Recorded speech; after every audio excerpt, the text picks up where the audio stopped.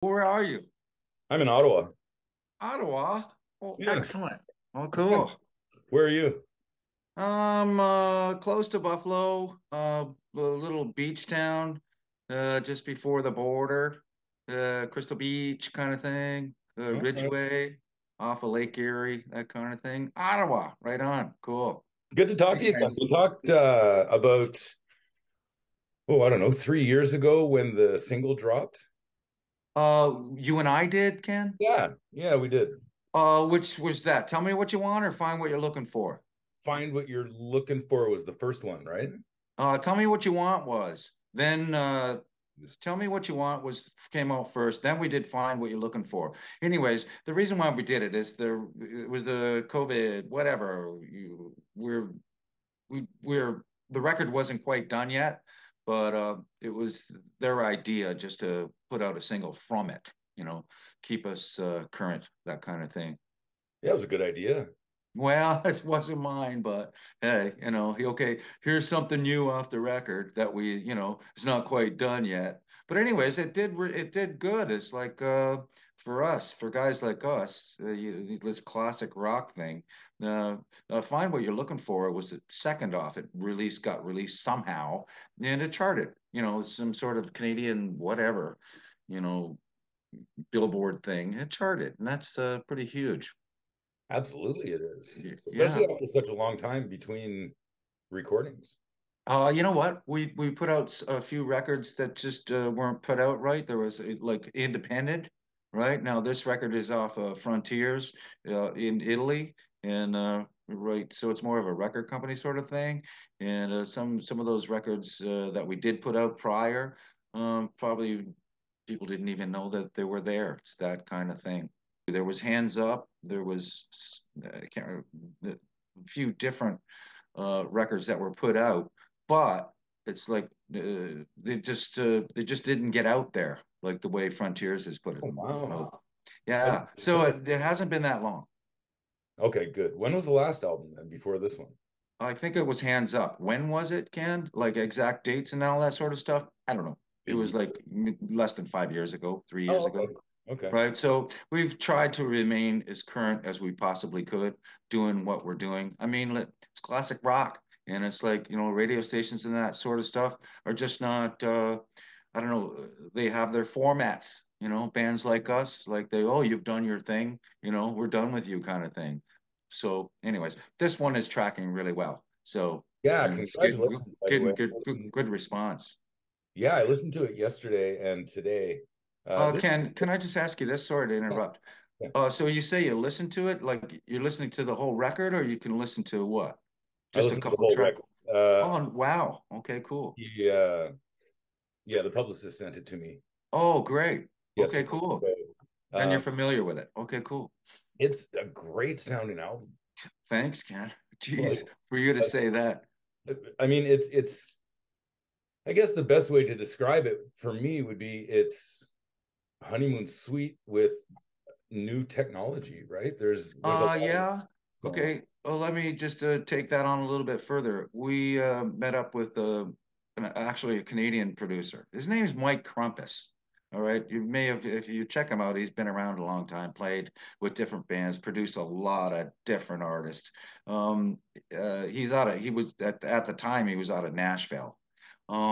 Basically, when we met up, and we can get into that story, how we met up. Regardless, when I first met him, or when we first went to Nashville to meet up with this, Mike Crumpus guy, he's asking us like, "What kind of record do you want to make?" And I just said to him that night, I said, like, let's get back to like the big prize. I want to hear those horns. I want to hear like the feel, and feel it again, the horns. I want to hear everything clear. I don't want a bunch of guitars like, overtracked and overtracked. Anyways, we went in the his studio, and we recorded a song, just a riff, "Done Doing Me Now." And if you recall, it's just a bow, bow, bow, bow, bow, bow, bow, bow, whatever.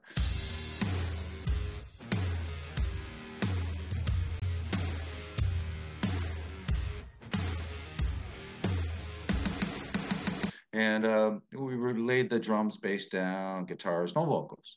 Walking the next day, bang, I hear horns, and it's like holy, it's like so crystal clear. And we just took off from there.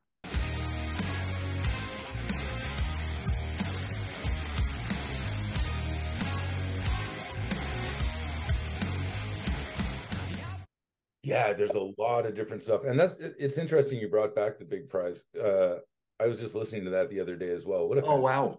that was. Yeah. Oh, you've had some good records, Geez, Ken, thank you. I man. mean, we're not famous by any means. Like bands are like you got us and you got this space in between. Then you got this big auditorium bands, stadium bands. Like we're still in between. Like we've never really, really nailed it. America, we've done some great like Billboard charts, but never. Canada's been great to us, but and thank God for Canada, geez, just You thank know, God. Ottawa's always been great to us too. Gatineau, you know, Ottawa rocks. yeah, come on, it Yeah, does. sure it does. But no, seriously though, I mean, I disagree with that what you just said because I What do was you mean? Go ahead. today about, in my opinion, the four most distinctive Canadian voices. And of course, you have Geddy Lee. Like you have to have Geddy, Neil Young, Brian Adams, and you. When I hear your voice, it's Jeez. just that it's obviously Honeymoon Suite. I mean, it's a very distinctive voice that Well, is that's hard to that's a perform. that's a very nice compliment at 12 o'clock in the afternoon. Clearly Well, for that. thanks, Ken. Come on, that's It that's is. amazing. You don't have to say that. I mean, like No, there's no, it's not. Listen, man, I'm not an ass kisser just to no, kiss. no, I Like totally get it. I'm, you're one of those bands from that classic era that Right. it's just instantly identifiable. Well, thanks. I can only say thanks, and I can only say thanks like that we're still doing it, and people are still coming out. I think the last time we played Ottawa was the Hard Rock. Yeah, yeah, I know. Okay, so see, anyway, so I remember that show clearly because we were this record's coming out with a song called Alive. It's the title track off the new record, and we did a video for it there. And it was a smaller place, I recall, and there was a barrier, right? Like a barrier between, the band and the crowd. And I'm going like, what the hell is this? It's a bar. These are nice people. And halfway through the show, I was looking at the security, and I told the guy, I go, look, can I bring can I get rid of this barrier so I can see these people? It's totally unnecessary. Yeah, like he just gave me the look like no way. So I did a couple more tracks, you know. I can get fired. They can pull the plug on me like really, really quick. Anyways, I got our crew to take that barrier down, and I had the crowd like right in front, and it was like really cool. That's what I'm used to. I just remember that show. Anyways, they were a little bit mad at me, but it worked out. Screw 'em. You're the boss. You can do what you want. You know, No, I can't. That's funny. No, I'm telling you, they can pull the plug on me anytime. but it's like that for every show because we just saw Kim Mitchell there about a month and a half ago, and they had that huge gap between stage Right. and crowd, and I thought that's kind of dumb. I mean, Well, we're did all he get rid of it? no, they didn't. We're all 55, 60 years old. We're not going to plow down and jump on. Yeah. It's not like we're 20 It's anymore. not like if I recall, we did like a show with Billy Idol somewheres around that area, and the crowd was like right up the front, which is really cool. But at that time, oh, how do I say this in the nicest way possible? Um, they'd throw stuff at you, and it was like a compliment. And it's like, Johnny, don't worry about it. They like you. And it's like, oh, come on, they're throwing stuff at me, They're spitting on the stage. Whatever. Yeah, some fun times. Funny you mentioned that too, because that's the first time I ever saw you was with Billy Idol. Oh, really? Yeah, What the a Rebel Yell tour. wow. Geez, Ken. I go way back, man. I way back. Well, geez, I remember the guy, like Billy Idol is who he is. Like he's so great, but we come off the stage and I'm going, well, for crying out loud, these guys are throwing stuff at me, and it's like I'm not digging it. And anyways, I do my show, But at the end of it, we're in the change room. Here comes Billy. And he goes, "Oh, that's just the way the crowd is." Okay, Billy, he's the nicest guy. He's like so cool. You'd never think, but he's just so down to earth. And you never know this. Like I've met some uh, uh, singers and players that I totally idolize, all my life grew up with, and I finally get to meet them because we're label mates with Warner's or whatever. And it's like, geez, what a freaking, I'm not going to mention names, but what a freaking jerk, It's like, I hate that. It's like, just not, you don't have to be that way. Anyways, Billy was really cool. It's pretty easy to be a decent person. I don't in all my interviews that I've done, I've yet to run into an asshole. Oh, Luck, good for you. luck. I got a feeling that if you had the sort of asshole vibe that you would probably say something, Ken. I mean, Yeah. yeah, it would be, hey, bud, it's nice talking to you, but stop being an ass so we can continue on, that kind of Exactly. Why are you like thing. this? It's not worth it. Exactly. Now, one thing I noticed about this new album, Go and ahead. this is really impressive to me. Your first album came out 40 years ago, almost. Right. Like 84. almost to the month, right? Right. Um, four of the five dudes from that first album are on this album. Yes. Yes. That's incredible. That's incredible. And I almost say it like every night. And I like address the crowd. Hey, it's great to be here, all that sort of thanks for your support. But most importantly, I'm up with on stage with my family. Like they're my brothers. And it makes it the most different experience like every night. Yeah, we did a few changes and I'm kicking myself in the foot for doing it. But it was just a matter of uh, calling up Dave, Gary, Peter Nunn, even Ray Colburn. The keyboard player thing is, I don't know, keyboard players are they got something going on. I don't know what it is, but it's hard to keep them on the same path. So, between Ray Colburn and Peter Nunn, anyways, Peter Nunn is more original than um, Ray Colburn. But yeah, it's family up there, and it's like a total respect for each other, and it's so important. Yeah, you can go up there and do a show and do the best you can, but it's what happens afterwards. You're going to get on a plane together. You're getting on a bus together, and it's like be on time for lobby call. No oil spots. We call them oil spots because you're not, if it's 8:30 lobby call and it's like 8:45, you walk out there, you're going to see an oil spot because the bus is gone, make your own way, that kind of thing. It's kind of mean, but back to what you're saying. Yes, there's a certain respect for each other in this band, and it's worked out so good. And I think people like that. Can I just continue on a little second, if you don't mind? Yeah, yeah.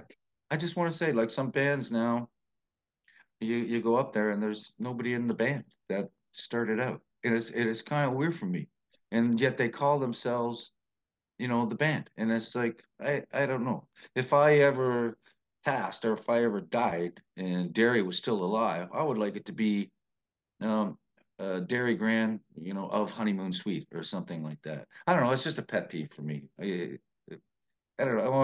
I don't want to really get into it that in deep, but being No, a rich that's man, exactly true, though. I mean, I saw well. Foreigner with nobody in the band. Oh, we did 15 shows. They They sound amazing. And Mick Jones, was there most of the time, but the rest of the guys weren't. But they were great guys. They sounded so good. And yeah, they were calling themselves what they were. And then they changed the name a little bit just to make it a little bit more real. But you know who I think did it right is Queen. What's the guy's name? Lambert?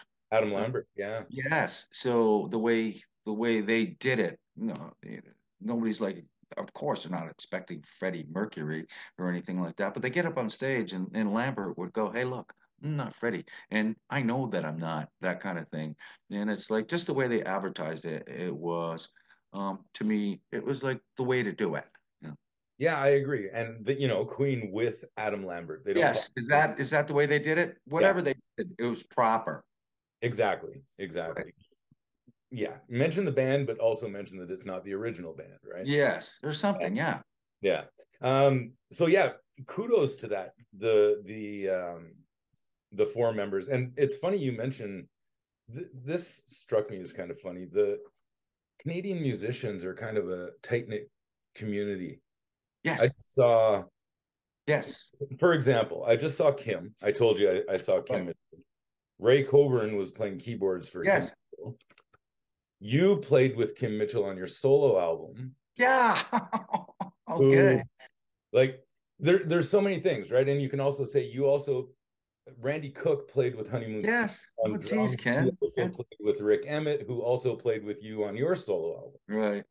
It's a really tight knit community. It's kind of Oh, cool. it is. We're like, let me say it this way, the respect that I'm getting from all these different Canadian artists is so huge now than it's ever been. It's like, yeah, especially after the pandemic and stuff like that. I hate to mention it, or even before that. It's like we meet at airports and all that sort of stuff, and it's like, hello, it's a camaraderie. It's like really, really cool. And as for the solo record, that was short-lived. Geez, I used my own real name because I started Honeymoon Suite. There was Derry had moved to Illinois and I had a bunch of songs and I started writing these songs and it's like bang, I got a deal like in a matter of days, after they heard it, introduced all these different players. But and this is I'm going back like I'm leading up to something. So I start doing this like a solo uh going out and playing smaller venues and whatever. Then I'd walk up, I'd get to the marquee and it would say like Honeymoon Suite. And it's like, oh, that's just not what it is, right? So I had to like kibosh that really, really quick. So, anyways, that That was was that. yeah, that was a while ago, but that was good stuff too. Okay, Okay, so well, thanks, Ken. what I wanted to do was kind of go through the album a little bit. What I did was I listened to it, Go ahead. wrote down a few notes for each song, and I thought I'd mention them to you and just kind of get your views on it. Go ahead. So I think that might be kind of fun. So the first track is called Alive. That's the Right, video. right, Uh, I think it's great that you filmed the video in Niagara Falls, right. kind of taking it back to the roots, Exactly. which I thought Well, was, that was my idea. Do you want me to comment on the track yeah, or? just go for it. Well, Alive, pretty much the lyric speaks for itself. There's no hidden agenda to it. Got a lot of noise in my head. Don't lose control. It's like you're all screwed up in the head kind of thing.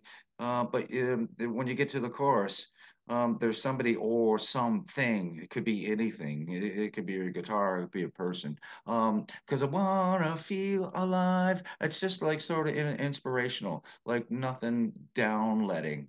Everybody's got a lot of, especially in this world and these times, a lot of different things going on in your brain. It's like keep it together, that kind of thing, and you'll be fine. Keep your feet planted. That basically, that's what Right. it's about. The first two things that I thought of when I heard the track was number one, the vocals. Geez, you haven't changed. Your voice hasn't changed at all since 1984, which is pretty impressive. And number two was when I wrote this stuff down, I thought I was going to be talking to Derry and you. Okay, go ahead. I'm so just a ripping solo.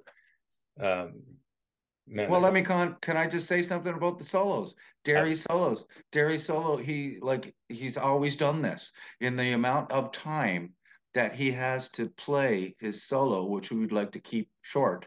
He can make a little song in that little, he can make it memorable. That's what's really cool about Derry. does he ever surprise you anymore, or do you just kind of go, "Yeah, I figured that was coming"? Uh, Uh, on his solo, sometimes he goes to places where I gotta say, no, don't end off like that. And he'll go, well, what do you mean? I go, because just listen to this, and I'll pick up a guitar and play on different things. Does he surprise me? Yeah, but like sometimes we work together on solos. It's like try like a David Gilmour sort of feel to this, an Eric Clapton sort of feel to this. Then he doesn't say anything right away. Then he comes back and does exactly what I said. It's really, really strange. But we work together on this sort of stuff. But you know, he But that's surprises me. that's the chemistry you get from being together for 40 years, right? Oh yeah, but at the same time, it's like vocally, um, he'll say, "Well, why don't you try this?" And maybe I'll go, "Okay," and give it a shot. And most of the times it works, right? It's more of a it's more of a timing sort of thing. He's got a different sort of timing sometimes that I would normally go. I like to go easy. I like to make it flow, right? Right. Sometimes he likes to get a little bit intricate, right? Right. Well, anyways, it works out. But Right. he does what he does, and I do what I do. Right. But if you can At the help end of the day, better, yeah. that's right. Next song, Find What You're Looking For. This is a great uh it kind of reminds me again of the old days, those great sing-along choruses, right? Um, I well, think look, this would be really good in a live setting. we're opening the show off with it now. Open up the sets with it now. That's Um, a spoiler. Not really. It's like, yeah, I know what you're saying. I hope you find what you're looking for. I want to live, I want to be, I want to fly, I want to be in your heart. So let me try. Yeah, I'm just going over the lyric in my head. It's a time, a place, a dream, and it's a real thing. It's always been. Oh yeah, when you got something, you can hang on to it. You know, that basically is what it's about, Ken. And this is something I wrote down with the next track is everything seems, at least for the first tracks of the album, the third one is called Done Doing Me. Um, everything seems to be about positivity. Yes, we didn't want to write a downer record. Like nothing. Well, yeah, there's some ballad stuff on there, but it had we just wanted to write an inspirational record. I mean, we're not gonna like I'm not the guy to talk about politics or anything like that or what's going on in the world. I mean, everybody knows what's going on already. And it's like, think about it as somebody who's going to work out at the gym or something, just something with power and say, yeah, like get that bad attitude back into you, that kind of thing. Right. I think that's good. There's too much negativity these days, so you might as well throw out something that's nice. Yeah. Well, can I just let me say this? Like the whole thing about like Honeymoon Suite, um, we had finished our what is it, 12 years? I don't know, 10 records, 10 albums with Warner's. And then it was like, do they want to keep us on or not? They chose not to. And I'm getting back to the music. Then the music changed, like songs like Ours, like Honeymoon Suite stuff, the melodic sort of sweet rock, that kind of thing. I don't know, it was sort of kind of like done for. And it's like you listen to the radio and it's everybody like pissed off, it's like um all this negativity. It's like we didn't want to rate that record. I don't think it was necessary. Even if you go back to the first record, like songs like Stay in the Light, that's a positive song. And it's like, okay, so you broke up with a girl, and it's like it's not over. I got a new girl now, so it's moving on, and keep that. What does it take? Feel it again. Like let's be happy. I agree. Cool. Yeah. Not Afraid to Fall. This one I have to give a high five to the drummer, Dave. This is a serious drum track. He's ripping on this one. Well, He's geez, okay. Well, that's everything is like so cool in that track, and I just want to say that I pretty much wrote the whole uh, uh, all the lyric to that pretty much. The music got changed a little bit here and there, but that song speaks for itself. It's like I'm not afraid to fall, even if I lose it all.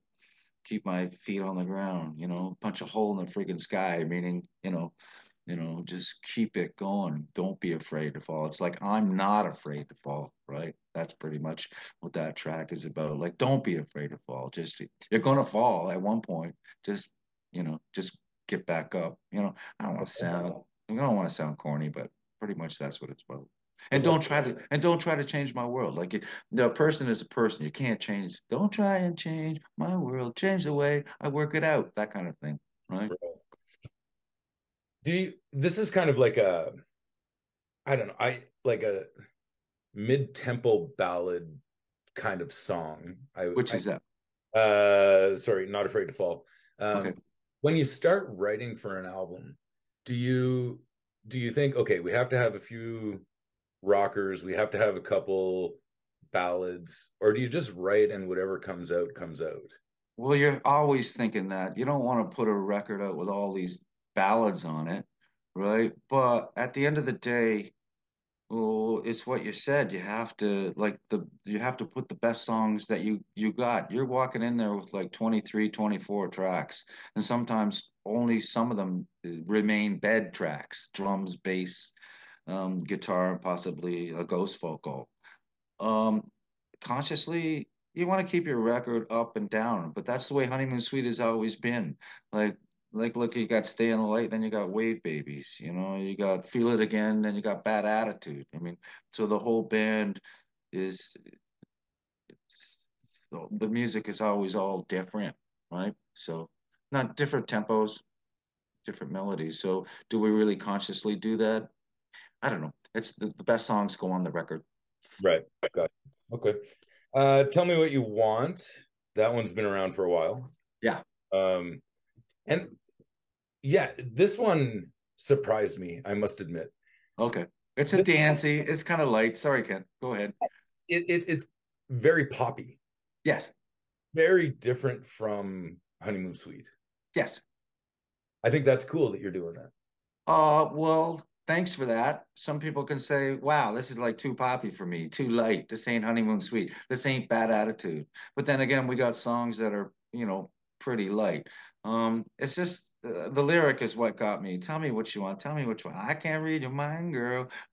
Yeah, what is it? I just it's a song that I like singing, and it's like I think the once again the lyric speaks for itself, and I think it's a good lyric. I agree. I agree. Yeah, they're all really good lyrics. Well, that's very important to me. I've sang, uh, I hate to say, some stuff I listen to, and I go, why the frig did I sing that? Or why did I use those particular words or whatever? And it's like really took some real time around the table between me, Mike, and Derry to really hone in on, the lyric that is not corny, if that makes any sense. And it's time consuming, but like the best artists or the best bands in the world do that. Like, I can mention names, but I'm not gonna. But anyways, lyric, so important. Very important. Next was Give It All. Pretty straight up rockin' tune. Yeah, it's rocking song. Yeah, it's awesome. But one thing that I've noticed at this point is that the songs seem to be a little shorter than usual. Yeah, Is this because of the generation that we're in right now, where everyone's attention span is kind of short and everything has to be I quick? think you just answered the question. I think so. I think like get to the track, get to the nitty gritty. I mean, there's there's like you mentioned Rush, Geddy Lee, and they can do this big instrumental before um the singing starts, right? Honeymoon Suite's not that band. And was it a conscious effort? I'm not sure. It was just like I hate waiting to sing too. I don't need this big intro.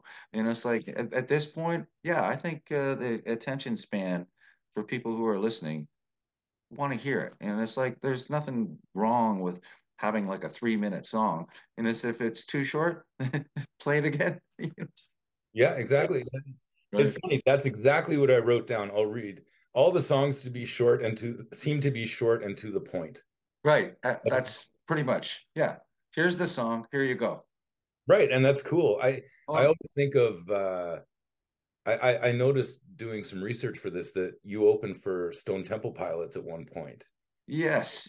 and Where was that that? song, I can't remember Uh, yeah, somewhere in right. the northern states, but they have that ultimate in your face, start it, get it done song with Vaseline. Right. Right? Oh, It's yeah, right. It's like what a great band. Oh, come on. I mean, we're not trying to be them. We'll never be them, but yeah, straight, get to the point. Right. I agree. It's perfect. Um, Cool. Love Comes, another great song. One thing I was wondering about with this one is where did the inspiration come from this for the lyrics for this one? Take a ride on a long lost train, never going back, never back again. You get back to where you started. About a kid, mom and dad. And it's like, things are not going so well. And it's like, so get out of the house. You get on this train, but you don't know where the hell you're going. And then I say in the pre-chorus, oh, I pretty much wrote this track. Derry sent me a piece of music that I totally changed. Um, like get on this train, go for a ride, clear your head. But at the end of the day, get back to where you started, get back home, because at the end of the day, we all end up alone. I mean, so family, life. It's the most important thing in your life, your family. Like get back to where you started and work it out. That's what that song is about. Because love comes, love goes. You never know where the river flows or where it ends. So that's what you got. Keep that blood in your system, like the real, that's where it's at. That's why I wrote that. That's good advice. Cool. Thanks, Ken. Broken. Uh, Broken.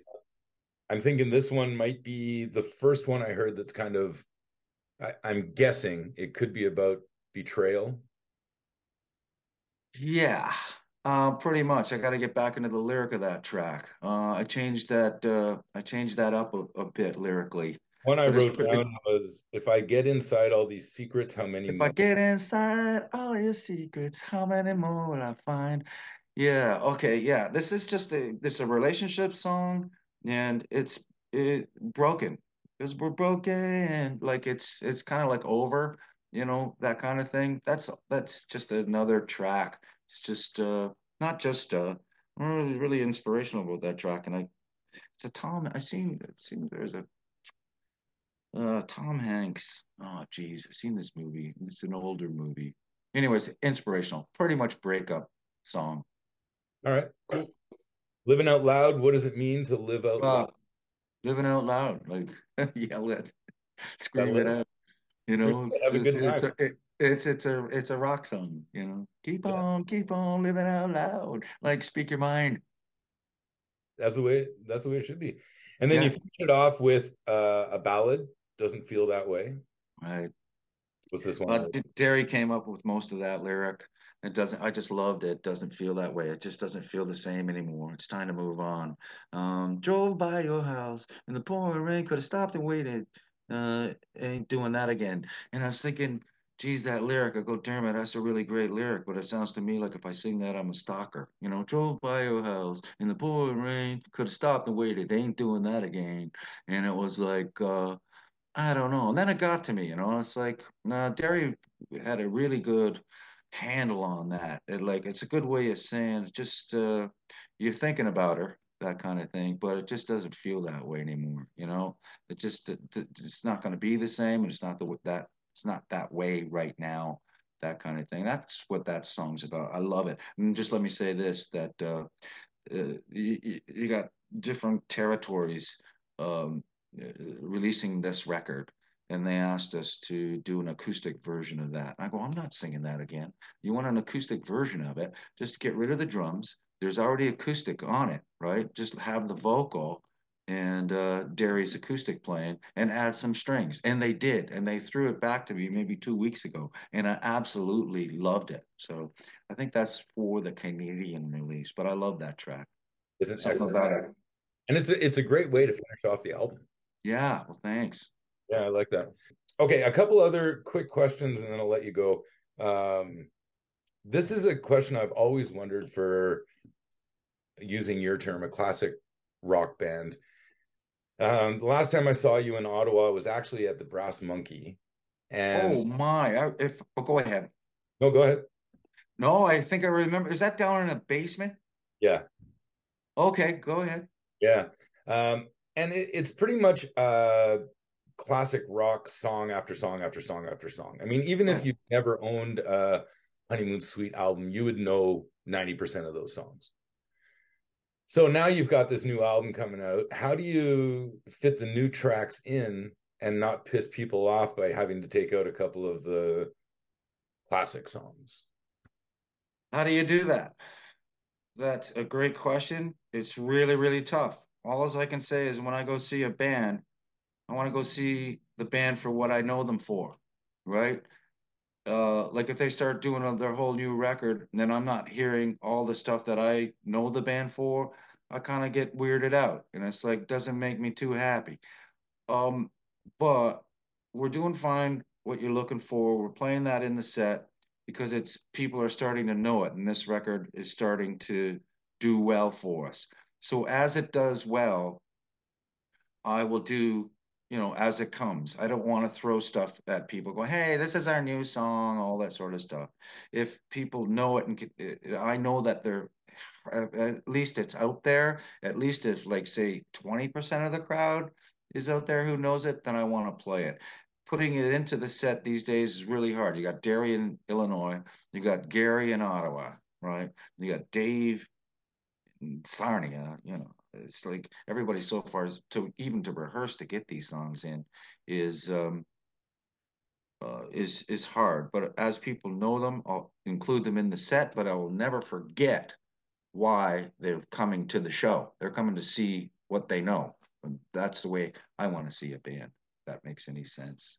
Well, it does, but it also begs the question, why make a new album if you're not going to play songs instead of just releasing a single here and Well, there? you make a new record because you got something to say and you hope for the best. And I want to remain current. I don't want to be that band that goes up on stage just because we had hits like 20, 30 years ago and have play the same songs. If we didn't have good songs, we would not make a new record.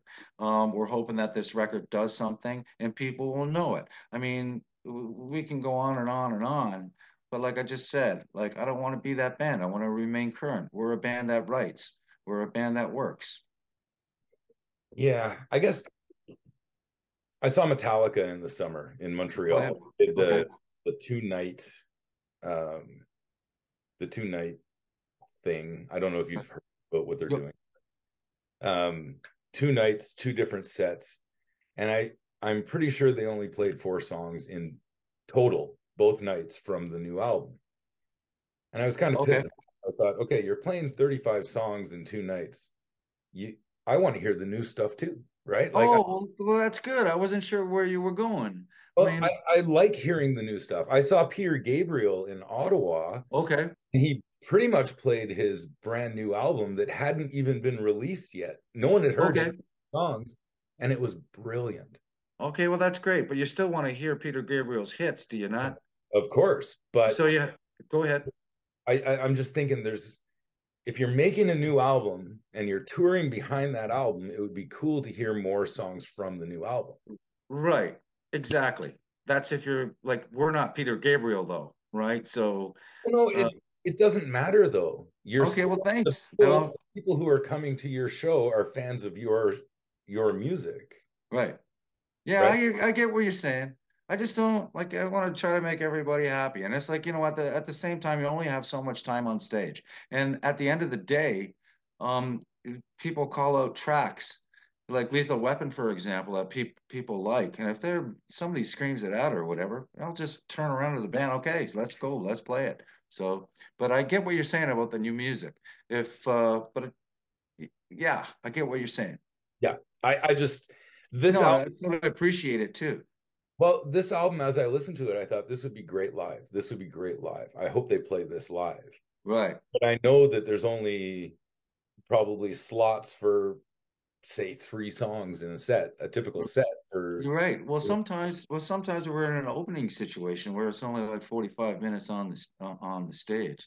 So there's people who are, you try to fit it in the best you can. But I'm totally into what you're saying. right. I want to hear more. Well, I'm happy. Gary's an Ottawa boy. Yeah. Well, he lives in Brockville. Well, He that's not drives to Ottawa Airport, right? right. That's all right. One thing I wanted to mention about him, I've mentioned Derry, I've mentioned you, I've mentioned Dave. Is there a happier rock star in the world than Gary Lalonde? The concert in Ottawa, the smile could not be wiped off his face. He's just he's just that guy. He's like one of my best friends. And it's like every day he wakes up, he's like there's no attitude, there's no nothing. And I've never seen him like really have a bad day other than saying, "Let's pull over. I got a wee." It's like yeah, and that's about it. Like he is the greatest guy. But I think everybody's smiling. I'm not maybe most of the times because I'm concentrating, keeping all my lyrics in my head. But yeah, he's a very happy guy. Yeah, you've got definitely the toughest job in the band. Um, let Not only do you have to remember all the lyrics, but you have to put on the show more than anybody else, right? I gotta. Can I just? One of my first concerts was Jethro Tull at the Buffalo Wild, Yeah. right? Yeah, I walked into the stadium and it wasn't even in my seat yet, and I'm leading up to something. Anyways, sit down. The lights go out, and the guy comes out. Hello, I'm Ian Anderson. Right? Anyways, ended up that we were label mates. So that was my first tour was with Jethro Tull. Imagine that, putting Honeymoon Suite in front of Jethro Tull. How do you do that? Like nobody knows Honeymoon Suite. Well, I'm talking a long time ago. We were Right. going through America and wherever, and you get introduced. And it's like, ladies and gentlemen, Honeymoon Suite. I had to prove to myself or prove to the crowd, like, we're not a bar mitzvah band. We're, a Canadian band from Niagara Falls called Honeymoon Suite. So we had to play 4 rock songs. Anyways, it was I don't know how many shows that we did with that with band. It was so difficult to just get our point across, get our songs across. At the end of the tour, he had rented out a restaurant. Right, I walk into the restaurant and looking for both bands, crew, the whole deal. Had put everybody together. And I walk in there. I'm looking for my seating where I was going to sit because I never met them. Because on tour you don't meet never really meet the headliner because they're always do their show gone. Anyways, get my seat. Look from my plate. There it is. Ian Anderson, right beside him, Johnnie Dee. Anyways, we spoke for the longest time. He goes, and then he wrote me this thing down. He goes, Johnny, at the end of the day, you're alone up there. And what he meant, I have it still somewhere written down. You're alone. At the end of the day, when things go south, things go wrong. It's like, guitar doesn't work, bass don't work, drum skins break, whatever. You maintain yourself. You stay with that crowd. You do whatever you have to do. And he's like totally right. And the nervousness of that in front of like thousands of people who don't know you, who might hate you, whatever. It's tough. So yeah, that's it's just such a true fact. It's hard work, but it's part of being a singer. If there's such a thing as reincarnation, I'm coming back as a bass player or something like that. Because when things go south, I can go run behind my amps. That's all there is. It's always there, right? And it's funny you recorded with Ian. Yes, yes. That's a pretty nice little turnaround. That's Well, pretty. let me just say this. So it was some place out of England called Farmyard Studios, right? And I'm maybe 2 tracks behind I'll sing like the song 2, 3 times and go, that's it, I'm done. Anyway, studios are not my thing. Like I'll go there, sing my stuff, do my whatever they want me to do, and then I just want to get out or go for a walk. Anyways, and where I'm in England, right? And it's like, okay, I am done with. I'm just gonna go home for a week and I'll come back in a week, whatever. And in that time. Oh, in that time, Warner Brothers and Derry had arranged for Ian Anderson to come play flute on a song called All Along You Knew. And geez, I'm kicking myself. If I'd have known, I would have stayed because it was like so cool. And apparently he had wasn't in there for that session, but apparently he walked in with his flute, listened to the track, bang, probably there for a couple hours, laying a bunch of different stuff. And then the producers and engineers, you know, laid it down, which was really cool. But unfortunately, I'll still kick myself in the foot for that. I wasn't there. You played with some like either opening for whatever with some pretty classic singers. Yeah, I mean, ZZ I Top. saw you. I saw you with the Kinks. Oh wow, where was that? I Um, think I re Geez. Oh, I remember, but vaguely. But the Kinks, Heart, ZZ Top. We did a couple shows with Aerosmith, I believe, like in Montreal. It's like, yeah, we played with some biggies. yeah, I saw you with Cheap Trick as well. And it was funny. This is a great year because again, this whole 6 degrees of separation type thing. Uh, Right. I saw you with Cheap Trick. You just said you opened for Heart. Cheap Trick and Heart are both coming to Ottawa in August together. Cool. You know, Cool. you guys are going to be, I'm guessing that's my next question. You're going to be touring in the next little while all across the country. Well, yeah, the next shows are we're doing stuff in the States now, which is really, really cool. Next is Syracuse, and then we go to some place in New Jersey.